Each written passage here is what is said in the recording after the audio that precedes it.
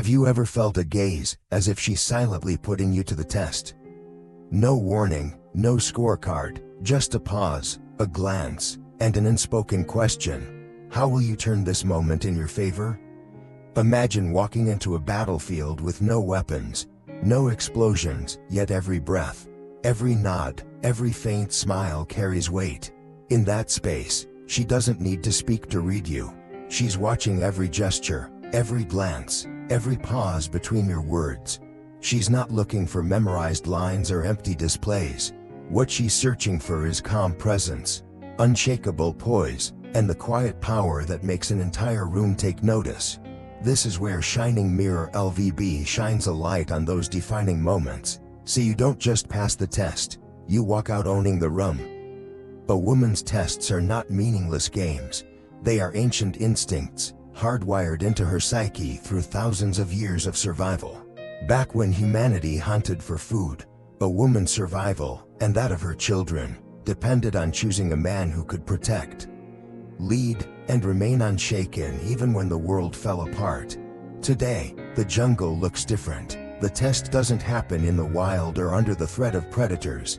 It happens in a coffee shop, on a late-night date, or in the sudden stillness of her gaze. Golden principle number 1: hold your frame, never let anyone define you. When she drops the line, "You're not really my type, but you're fun to talk to," it's a subtle push to see if you'll lose your balance.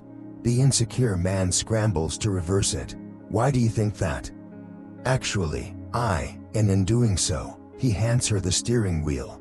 The grounded man is different. He sits tall, his gaze steady, and lets a slow smile form as if her words were nothing more than a passing breeze.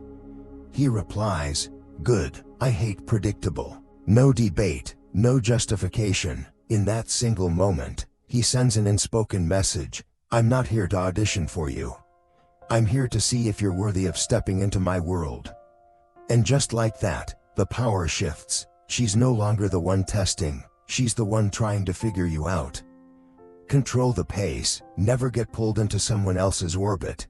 In every interaction, there's an invisible pull, a gravitational force.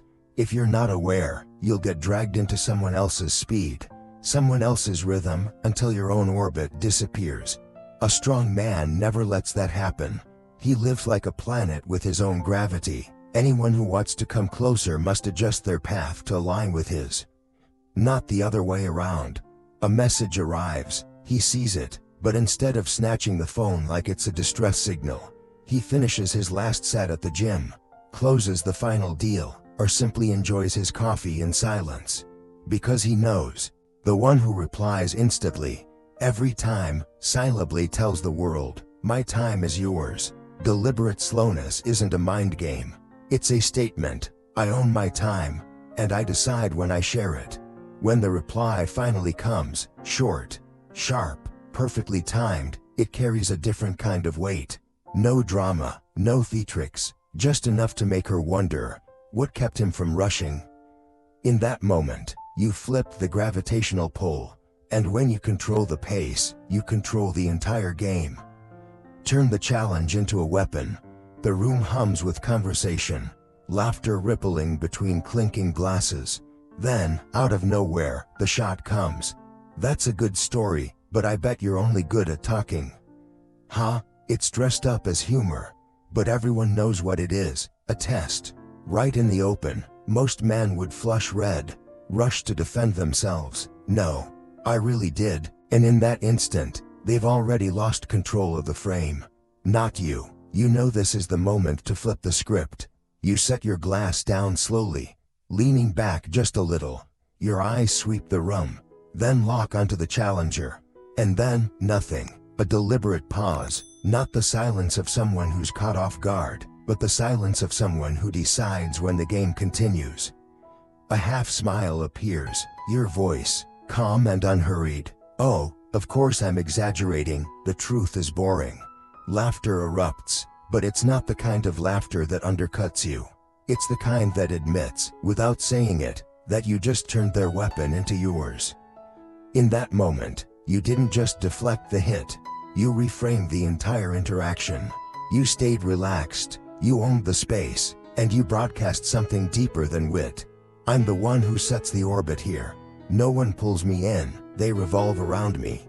From that point on, the room sees you differently, not just as the guy who can deliver a clever line, but as the man who can't be rattled.